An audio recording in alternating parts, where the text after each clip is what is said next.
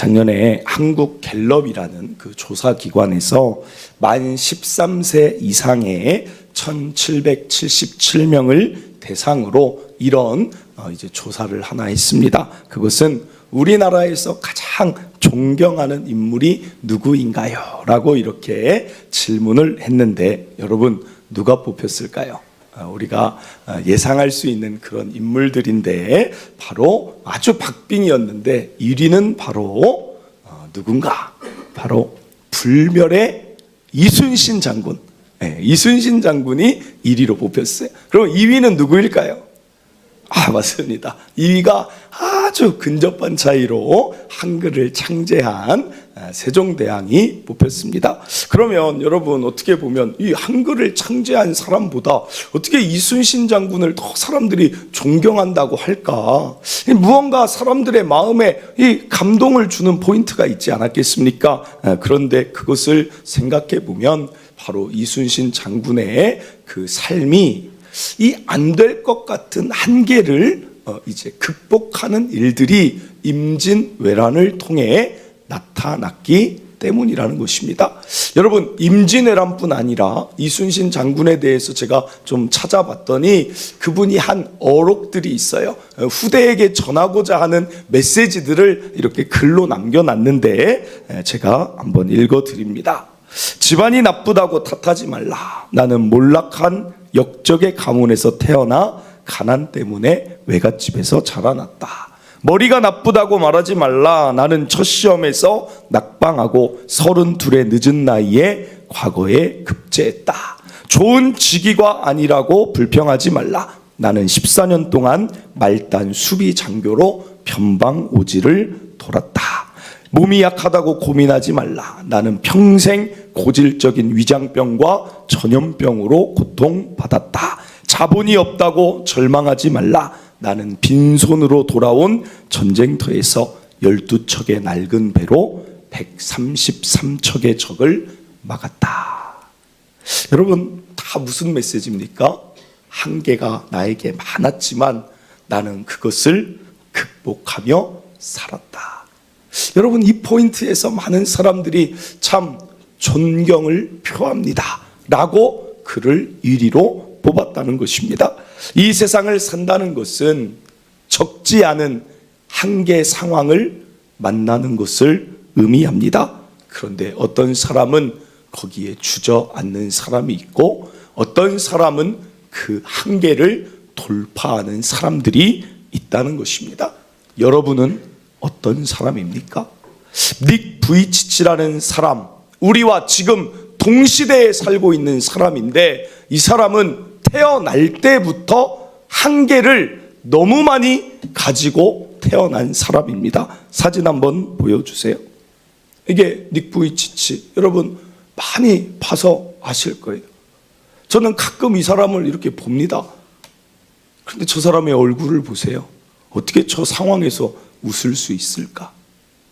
여러분 이 사람이 자기의 좌우명처럼 늘 이야기하는 게 있는데 그것이 외국인이니까 제가 영어로 좀 할게요.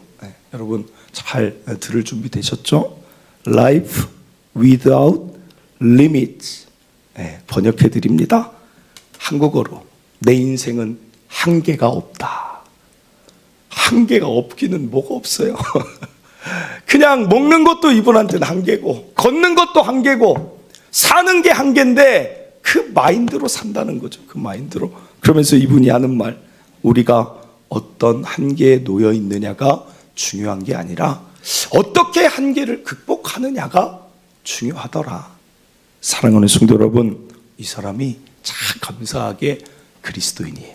아버지가 목사님이고 지금도 기독교 복음을 전파하는 자로 살아가고 있다는 것입니다. 이게 기독교 정신입니다.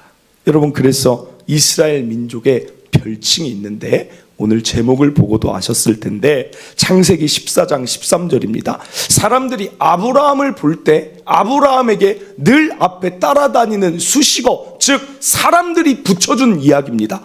이스라엘이라는 민족이 있지만 사람들은 이렇게 불러요. 도망한 자가 와서 히브리 사람 아브라함에게 알렸다 그래요. 히브리가 이 하비루라는 히브리 원어에서 왔는데 이 단어는 건너다라는 단어입니다. 그러니까 아브라함을 뭐라고 이야기하느냐? 아니 원래 살던 지역에서 살면 되는데 굳이 유프라테스 강을 건너와서 다시 이 건너는 자의 삶을 사는 히브리 사람 아브라함, 이게 이스라엘 민족의 따라붙는 별명이에요. 히브리 사람 요셉, 히브리인이 왔더라, 히브리 민족이, 이게 따라붙는 별칭이라는 거예요. 사랑하는 성도 여러분, 이스라엘은 많은 강을 건넜어요. 때로는 여리고 장벽을 건넜고 광야를 건넜고 때로는 요단강을 건넌 민족이 히브리 민족이라는 것입니다. 이것이 하나님 백성의 정체성이라는 거예요. 건너는 자라는 것입니다. 오늘 저와 여러분 영적으로 히브리인으로 살아가라는 것이 성경의 메시지라는 사실입니다. 여러분 한계를 만났을 때 나는 어떻게 하는가? 오늘 그것을 생각하는 주일이 되기를 바랍니다. 오늘 본문의 메시지도 한계를 건너는 이야기예요. 오늘 다윗이 왕이 됐습니다. 왕이 됐는데 가장 먼저 수도를 정하려고 해요. 그 수도가 바로 예루살렘으로 정하려고 합니다. 왜 예루살렘을 자꾸 수도로 정하려고 하는가? 그게 정치와 지정학적 위치가 예루살렘이 고도가 높습니다. 그리고 이제 이스라엘의 중앙이기도 합니다. 그러니까 고도가 높다는 것은 방어하기가 좋다는 것입니다. 그런데 거기에 문제가 있으니, 문제를 넘어선 한계가 있으니 그곳에 누가 살고 있냐면 바로 여부스라는 가나안 민족이 살고 있습니다. 여러분, 이 여부스 민족은 이곳에 언제 동안, 얼마 동안 살고 있냐면 그냥 이미 여호수아가 1000년 전에 가나안 정복 전쟁을 할 때 이때 여부스 민족은 이제 쫓아내지를 못했습니다. 여러분, 그만큼 이 시온산성, 이들 여부스 민족이 있는 곳은 천혜의 요새입니다. 실제로 찾아보니까 해발 750m 위에 이 산성이 있습니다. 그러니까 아무리 함락하려고 가던 길에 그 위에서부터 활을 쏘든 뭘 하든 이 침략을 못하는 거예요. 그러니까 오늘 이들이 어떤 이야기를 하느냐? 사무엘하 5장 6절입니다. 왕과 그의 부하들이 예루살렘으로 가서 그 땅 주민 여부스 사람들을 치려하매 라고 나옵니다. 여러분, 그러면 여기서 하나만 좀 짚고 넘어갈 게 있는데 그게 무엇이냐면, 이 말씀을 들으면서 어떤 분들은 또 이런 생각을 가질까 싶어 말씀드립니다. 어떤 사람들은 아니 원래 살던 원주민들을 존중해야 되는 거 아니냐? 하나님은 왜 자꾸 이들을 쫓아내라 하느냐? 이런 생각을 또 가지실 수도 있어서 말씀드립니다. 이 가나안 정복은 이 여호수아 시대부터 이것은 심판이에요. 심판. 이게 그냥 단순히 오늘날 내가 영토를 더 늘리려는 나의 유익을 위한 개념이 아니라, 가나안 족속은 하나님 기준에 볼 때 죄가 너무나 많이 찼습니다. 그 대표적인 죄악이 무엇입니까? 동성애. 그리고 또 하나의 죄악은 바로 자녀들을, 아주 이상한 문화와 종교들을 만들어서 이 자기의 자녀를 불에 태워서 인신제사를 드리는 이런 말도 안 되는 문화를 행했던 민족이 가나안 족속이, 그것이 아직도 1000년 동안 이어지고 있다는 것입니다. 그래서 하나님은 이스라엘을 통하여서 반드시 그 백성을 쫓아내고 진멸해야 된다. 진멸해야 된다. 그 죄악을 이스라엘, 그리고 오늘 1000년이 지났지만 다윗을 통하여서 그것의 심판을 여전히 선포하시는 것입니다. 그러므로 원주민을 왜 쫓아내? 이 관점이 아니라 이것을 심판의 관점으로 보셔야 됩니다. 그런데 문제는 무엇입니까? 아까도 이야기했지만 너무 함락하기가 어렵다는 거예요.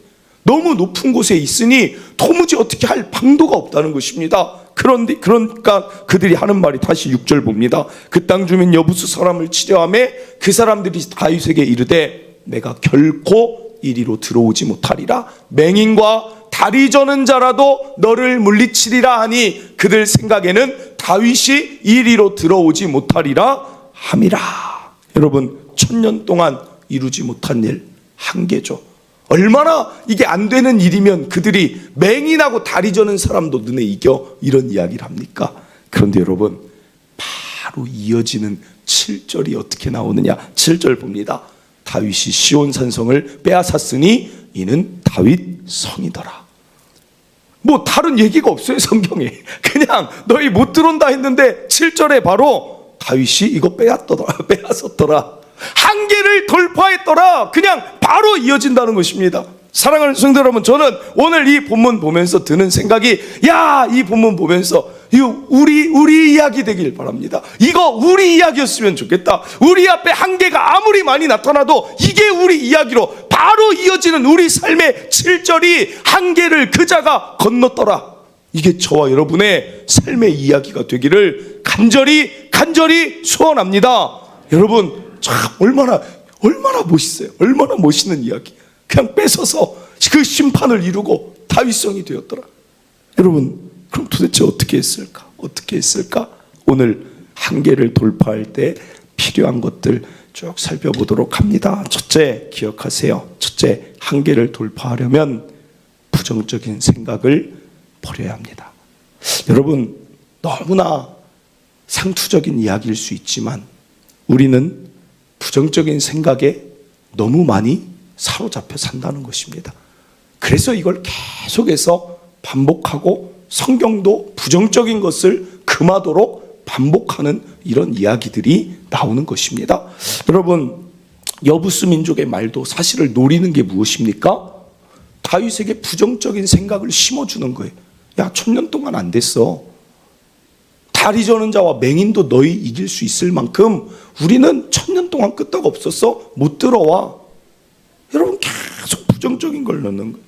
여러분, 한계 가운데 저와 여러분이 부정적인 생각, 안 된다, 못한다, 할 수 없다 하는 순간 한계 상황을 어떻게 다루기도 전에 우리 생각에 이미 한계가 온 것입니다. 끝난 거예요. 안 되는 거예요. 안 된다고 생각하면 이미 안 되는 것입니다. 부딪혀 보기도 전에. 그게 부정적인 생각이에요. 우리 요즘 생명의 삶 큐티가 민수기 말씀 보는데, 민수기 말씀 보면 계속해서 원망하고 불평하고 못한다, 못 이긴다, 이스라엘 1세대들이 그것을 계속 외칠 때 여러분, 하나님은 그들에게 영광을 거두어 가십니다. 정말 못 보게 하십니다. 부정적인 자는 못 보게 하세요. 심지어 가데스 바네아에서 가나안 땅을 바라보는 것도 못하게 하십니다. 여러분, 부정적인 생각 내려놓으세요. 포기하지 않길 바라요. 클린턴 하웰이라는 사람이 제가 찾아보니까 포기하지 말아요라는 시가 있어서 가져왔습니다. 제가 읽어드립니다. 때때로 그렇듯 일이 잘못될 때, 앞에 언덕길만 계속되는 것 같을 때, 주머니 사정이 나쁘고 빚이 불어날 때, 웃고 싶지만 한숨만 나올 때, 근심이 마음을 짓누를 때 쉬어야겠다면 쉬세요. 하지만 포기하지는 말아요. 때때로 그렇듯 인생이 풍파로 얼룩질 때, 실패에 실패만 이어질 때, 잘하면 될 수도 있었을 텐데 그러지 못했을 때 걸음을 늦추더라도 포기하지는 말아요. 한 번만 더 해보면 성공할지 모르니까요. 여러분, 한 번만 더 해보면 될 수 있어요. 저는 참 좋아하는 말이 성경 통독 때도 이야기했지만 티핑 포인트, 물이 100도가 돼야 끓어요. 여리고성이 7째 날, 그 전 6째 날까지 그 말씀들을 했는데도 안 무너지는데 7째 날 6바퀴를 돌아도 안 무너졌는데 7바퀴 채우니까 티핑 포인트가 되니까 무너지는 거예요. 포기하지 않으면 때가 되면 거둘 수 있어요. 그래서 어떤 사람이 이것은 작자 미상인데 포기하지 않는 거에 대해서 막 제가 찾다 보니까 이 사람은 누가 한 말인지 모르는데 너무 좋아서 가져왔습니다. 한번 보여주세요. 위대한 사람들은 포기하지 않는 평범한 사람들이다. 여러분, 마음에 뭐가 옵니까? 잘 모르겠네요. 저는 이걸 보면서 그래, 특별히 위대한 사람이 따로 정해진 게 아니고 포기하지 않고 평범하지만 계속 나가다 보면 위대한 일이 열릴 수 있고 사람이 될 수 있지 않을까? 저는 참 와닿았습니다. 사랑하는 성도 여러분, 이 관점에서 이 성경을 보니까 예수님도 평범한 제자들에게 계속해서 말씀하시는 게 마가복음 4장 35절, 그날 저물 때 제자들에게 이르시되 우리가 저편으로 건너가자. 여러분, 어떻게 보면 그냥 가자라는 얘기일 수 있지만 건너가자라는 이 단어를 사용하세요. 누가복음 8장 22절, 하루는 제자들과 함께 배에 오르사 그들에게 이르시되 호수 저편으로 건너가자. 여러분, 건너가자라는 이 단어를 성경에서, 구약에서 신약까지 쭉 찾아보니까 약 60회 이상 쓰였더라고요. 건너가자, 건너가자. 강이 오든 문제가 있든 한계가 오든 여러 가지 어려움이 오든 건너가자. 오늘 저와 여러분 건너갈 수 있습니다. 건너갈 수 있습니다. 건너가는 히브리인으로 살아가시길 바랍니다. 그리고 이제 이 스토리에서 여러분 궁금한 게 있을 줄 압니다. 도대체 1000년 동안 안 된 일을 어떻게 다윗은 했을까? 그게 8절에서 알려줍니다. 그날에 다윗이 이르기를 누구든지 여부수 사람을 치거든, 그리고 답이 나옵니다. 물 깃는 데로 올라가서 다윗의 마음에 미워하는 자, 다리 저는 자 치라 했다 그래요.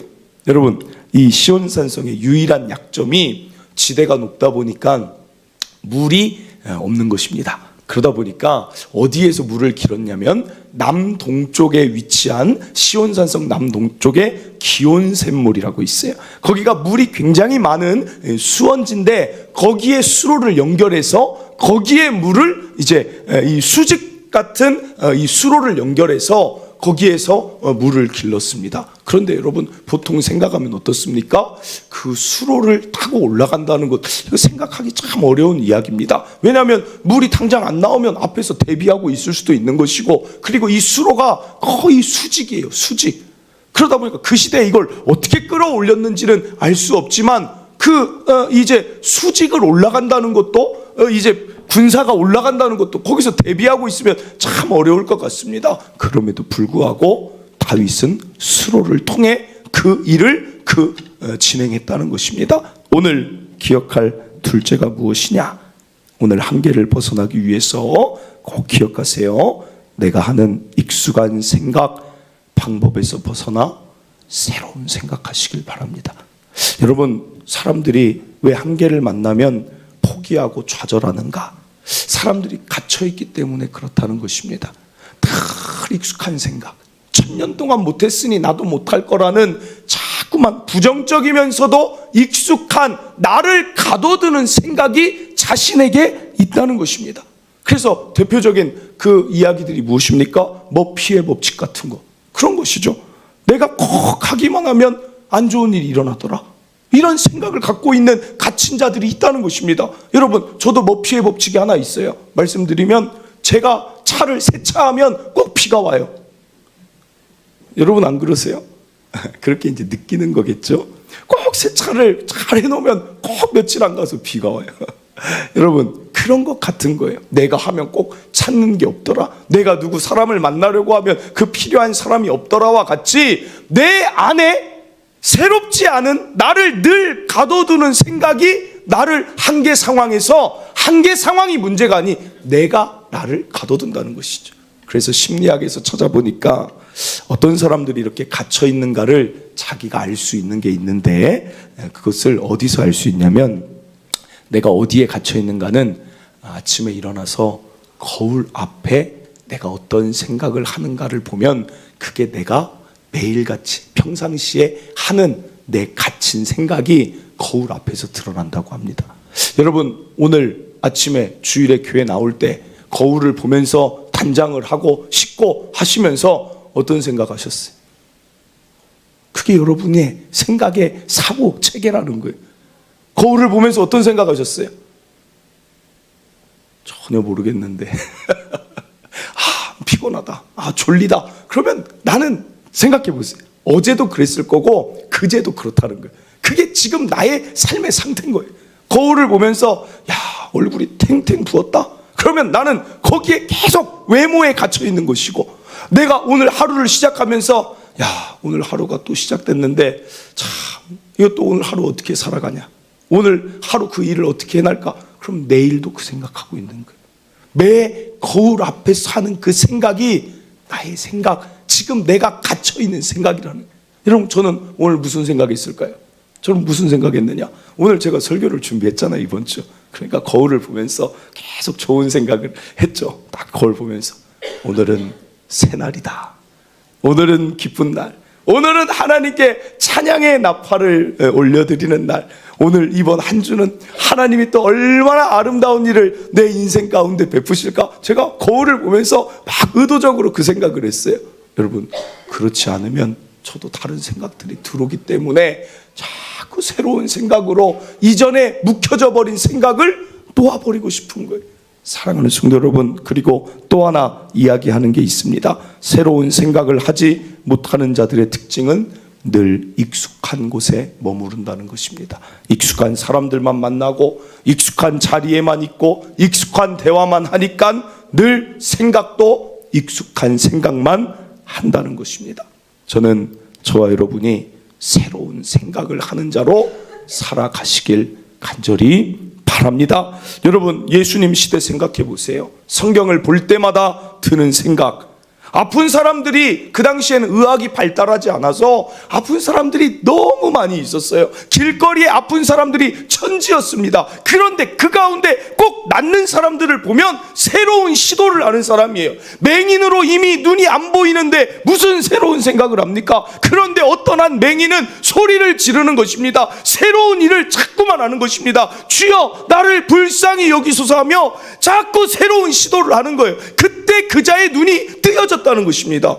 여러분, 유출병 걸린 여인, 아무리 해도 이 피가 멈추질 않습니다. 그런데 그 여인이 생각을 합니다. 전혀 새로운 생각을 합니다. 예수, 그자의 옷가에 내가 손을 댄다면 나을 수 있을 것 같아. 나을 수 있을 것 같아. 그것을 실천합니다. 그때 그 여인 나았다는 거예요. 사랑하는 성도 여러분, 새로운 생각이 우리를 새로운 결과와 새로운 일로 우리를 이끄는 것입니다. 여러분, 대표적인 자가 또 누구냐? 베드로 아닙니까? 베드로가 왜 수석 제자인지, 고기 잡는 어부가 예수님의 말 딱 한마디입니다. 사람 낚는 어부 되자. 여러분, 거기에 모든 걸 놓고 따라가는 거예요. 완전히 새로운 환경으로 가는 거예요. 그런데 베드로가 왜 자꾸 더 수석 제자 말하는 이유가 저는 여기에서 찾아요. 한 번은 풍랑이 불어요. 예수님이 저기서 걸어오세요. 그런데 예수님이 걸어오는 걸 보더니 야, 살았다. 제자들은 그 생각하는데 베드로가 이렇게 보더니 예수님, 나도 걷고 싶어요. 예수님, 나도 물 위를 걷고 싶어요. 완전히 이 생각이 너무 다른 사람 아닙니까? 아니, 어떻게 물 위를 걷고 싶다는 생각, 야, 살았다. 이게 보통 생각인데 예수님, 나로 명하여 물 위로 오게 하소서. 오라. 그러니까 예수님을 보면서 엉뚱하지만 예수님, 자기는 어부니까 맨날 수영 물속에서 살았는데 야, 예수님 걷는 거 보니까 한번 걸어보고 싶다. 와라. 그래서 이 세상에서는 최초이자 마지막으로 물 위를 걸은 사람은 베드로밖에 없는 거예요. 사랑하는 성도 여러분, 새로운 생각에 하나님 기뻐하십니다. 그래서 이사야 43장 19절, 보라, 내가 새 일을 행하리니 이제 나타낼 것이라. 너희가 그것을 알지 못하겠느냐? 반드시 내가 광야의 길을, 사막의 강을 내리니. 하나님이 새로운 일을 하시는데 저와 여러분이 왜 묵혀진 생각, 안 된다는 생각, 익숙한 생각만 합니까? 계속해서 하나님께 지혜를 구하며 새로운 생각을 향해 나아가는 저와 여러분 되시기를 바랍니다. 마지막입니다. 마지막, 다윗이 한계를 극복할 수 있는 그 힘은 바로 여기서 나옵니다. 사무엘하 5장 10절입니다. 만군의 하나님 여호와께서 함께 계시니 다윗이 점점 강성하여. 다윗은 단순히 새로운 생각 그리고 부정적인 생각을 그쳐서만 된 인물은 아닙니다. 여기에서 중요한 것이 무엇이냐? 다윗은 늘 생각하는 게 하나님은 내 편이시다. 여부수 편이 아니라 내 편이시다. 이게 다윗의 생각이에요. 오늘 기억할 셋째, 수평적인 사고는 멈추고 수직적인 사고를 하시길 바랍니다. 이건 제가 만든 건데, 수평적 사고란, 여러분, 수평, 이 가로예요, 가로. 내가 할 수 있는 생각은 저 사람도 할 수 있고, 인간이라면 그 정도 수준의 생각은 다 합니다. 그 생각 말고 수직 이 위로 선을 그으세요. 언제나 힘들 때 여러분 이 선을 잘 그으세요. 선을 위로 그으세요. 선을. 저는 이 십자가도 참 의미가 있다 생각해요. 우리가 사랑을 수평적인 관계에서도 이 십자가처럼 해야 되지만, 우리가 가장 해야 될 사랑은 위로 올라가야 돼요. 마찬가지로 생각도 여러분 힘들 때 수평적인 이걸 긋지 마세요. 선을 위로 그으세요. 위로. 사방이 막혀 있어도 하늘 문은 늘 열려 있어요. 위로 그으세요. 위로. 여러분 다윗의 생각이 이거예요. 야, 안 돼? 내가 못 들어가? 우리가 할 수 없어? 하나님이 하시면 돼. 하나님이 하시면 돼. 여러분 다윗이라고 인간적인 생각 없겠습니까? 그런데 다윗은 이거의 전환이 굉장히 빠른 자였어요. 여러분 이게 중요합니다. 여러분 머릿속에 수평적인 사고가 들어오는 것은 목사나 성도나 다윗이나 누구나 다 마찬가지예요. 그런데 이걸 전환을 수직적 사고로 빨리 누가 전환시키느냐가 한계를 빨리 넘어갈 수 있는 길이라는 거예요. 그것이 대표적으로 드러나는 사건이 사울 왕이 굴 안에 들어왔을 때입니다. 다윗도 그때 부하들이 얘기하고 본인도 수평적 사고합니다. 야, 여기서 사울 왕 죽이면 이제 도망치는 일 없겠다. 끝나겠다. 좀 편하겠다.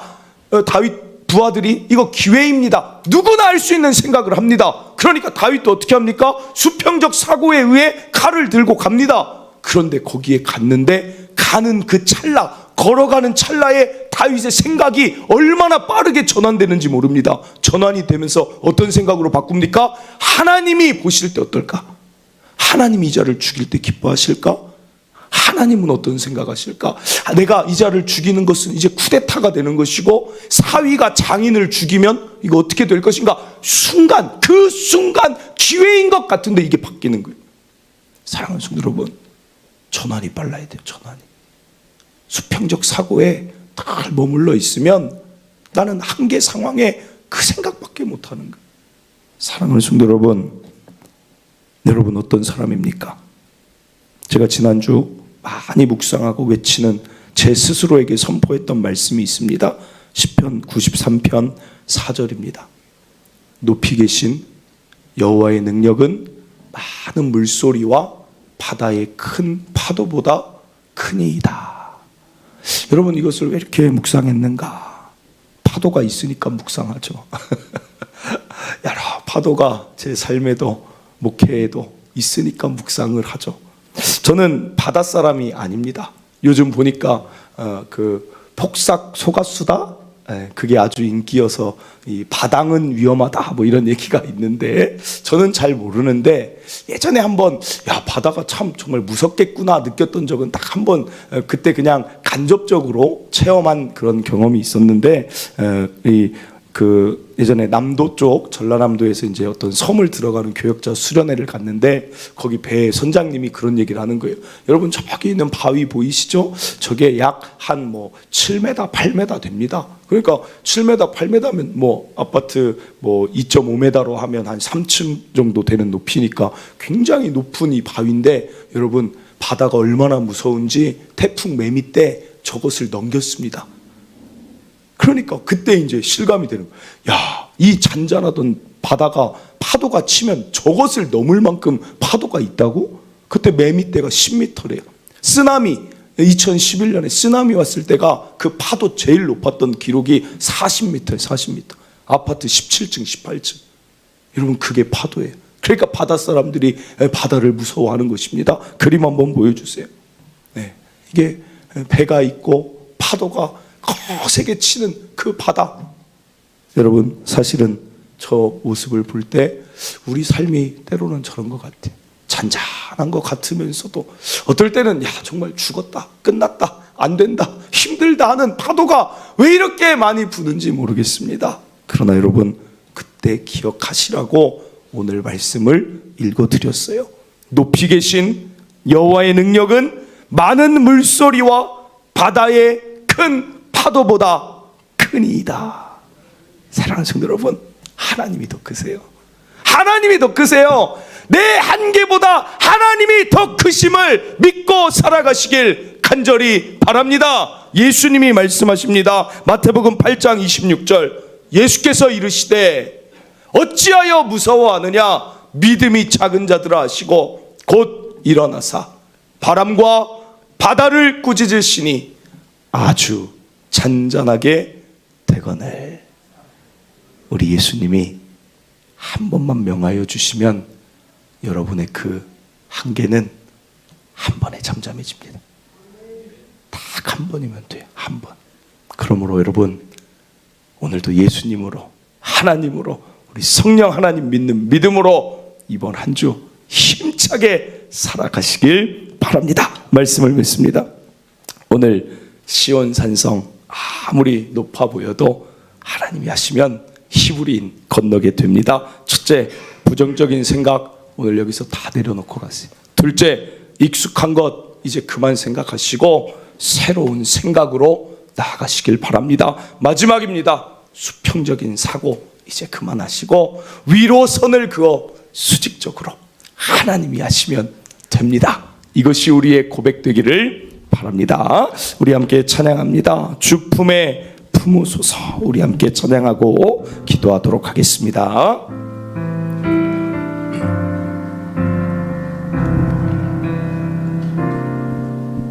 주 품에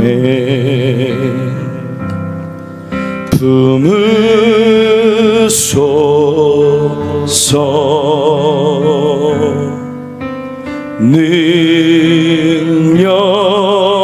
능력에 발로 덮으소서. 거친 파도 날 향해 와도 주와 함께 날아오르리. 폭풍 가운데 나의 영혼 잠잠하게 주를 보리라. 주님 안에, 주님 안에 나 거하리.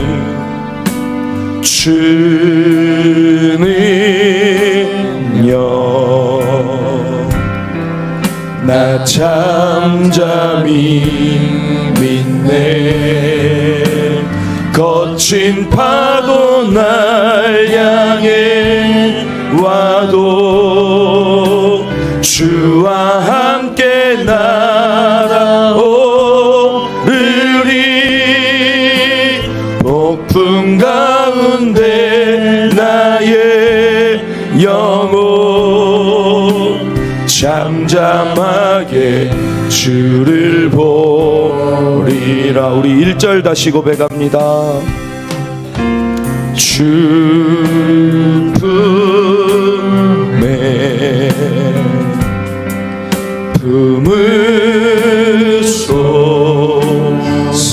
품으소서.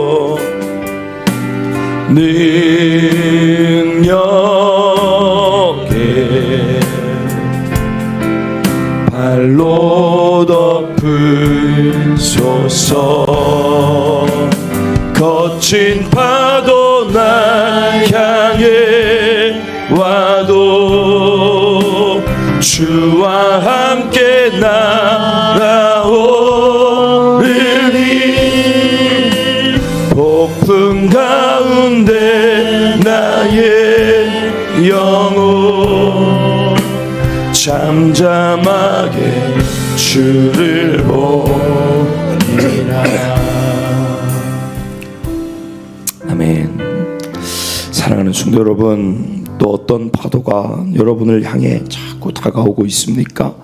어떤 폭풍이 여러분에게 자꾸 낙심을 끼치고 안 된다는 생각을 심어주고 있습니까?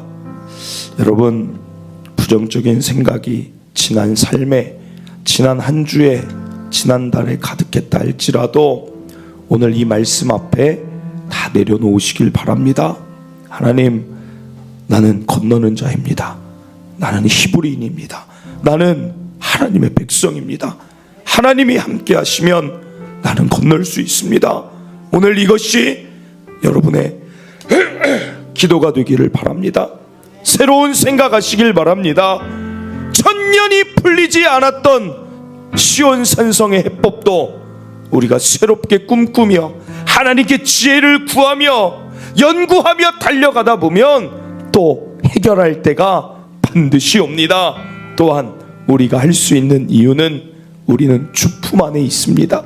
우리는 주님 안에 있어서 주님이 우리를 능력의 팔로 안아주고 계십니다. 그러므로 여러분, 우리는 이 한계를 건널 수 있는 것입니다. 아브라함도 히브리 사람이었습니다. 건너는 자였습니다. 다윗도 건너는 자였습니다. 이스라엘도 광야와 모든 것을 건넜습니다. 오늘 저와 여러분도 건널 수 있습니다. 그러므로 우리의 한계보다 이 큰 파도보다 폭풍보다 크신 하나님으로 우리는 반드시 건널 수 있으니 오늘 사방이 막혀있는 분들이 있어도 언제나 하늘은 열려 있음을 기억하시며 하나님 도우시옵소서. 나 일어나 달려가겠습니다. 하나님과 함께 날아오르겠습니다. 실패와 낙심의 자리에서 나는 일어날 것입니다. 오늘 이 외침이 저와 여러분의 결단이며 삶의 모든 태도, 나아가는 걸음 되기를 바랍니다. 이 시간 주여 한번 외치고 여러분 오늘 말씀 붙들고 기도하시길 바랍니다. 주여 한번 외치고 기도합니다. 주여,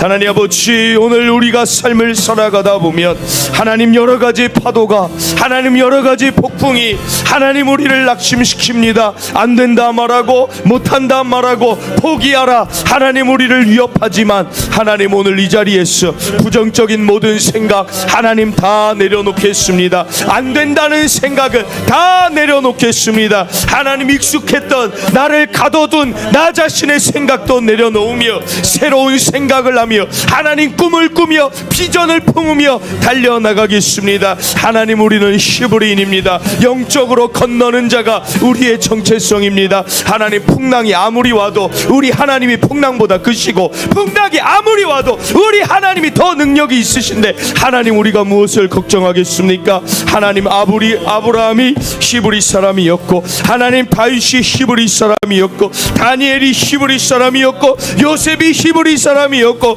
하나님 오늘날도 하나님 한계를 건너는 수많은 사람들 하나님이 있음을 바라볼 때 나도 건널 수 있사오니 하나님 그 능력의 팔로 나를 덮어주셨어. 하나님 이기게 하시고 건너게 하시고 날아오르게 하여 주시옵소서. 하나님 한 사람도 여기 있는 한 사람도 좌절과 절망과 낙심 가운데 놓여있지 않도록 하나님 일으켜 주시옵소서. 하나님이 일어나게 하실 줄 믿습니다. 하나님 도와주시옵소서. 주옵소서. 하나님, 인생을 살아가다 보면 마주하는 여러 가지 한계가 있습니다. 너무나 큰 풍랑이어서 하나님 앞에 하나님 계신 줄 알면서도 내 현실의 벽이 너무 커서 이건 안 되나 보다, 어쩔 도리가 없다 주저앉고 낙심하는 경우가 많은 것이 우리의 삶임을 고백합니다.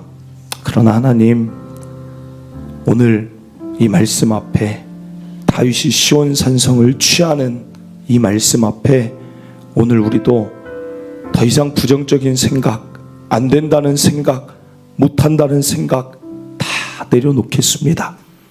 익숙한 생각, 내 자신이 나를 힘들게 하는 생각, 내 자신이 나를 가둬두는 생각, 그것도 다 내려놓고 새로운 생각, 새로운 꿈을 가지고 새로운 비전을 품으며 달려가겠습니다. 또한 단순한 마인드 컨트롤이 아닌 우리는 이 생각을 할 수 있는 이유는 하나님이 함께 하십니다. 하나님이 함께 하신다는 것은 이것은 놀라운 축복이자 놀라운 능력이자 놀라운 일을 이루시겠다라는 하나님의 약속이 됩니다. 임마누엘, 내가 너희와 영원히 함께하리라. 이미 약속이 주어졌는데 하나님, 우리가 무엇 때문에 한계 가운데 두려워하고 낙심하겠습니까? 하나님이 가장 크신데, 파도가 아무리 커도 하나님 앞에서는 한마디면 잠잠게 되는데, 하나님, 더 이상 하나님 믿음이 작은 자로, 두려워하는 자로 살지 않겠습니다. 하나님 품에 내가 있고 하나님의 능력의 팔에 나의 삶이 있으니 나는 하나님과 함께 날아 오른다 외치며 살아가게 하여 주시옵소서. 모든 성도들의 어려움 오늘 믿음으로 살아가며 선포하며 살아가는 자들에게는 풍랑이 잔잔해지고 가장 좋은 순풍이 불어서 아름답게 이 바다를 항해하게 하실 줄 믿습니다. 한 사람도 빠짐없이 가장 아름다운 하나님의 능력을 베풀어 주셔서 우리에게 한계는 없습니다 외치는 삶이 되게 하여 주시옵소서.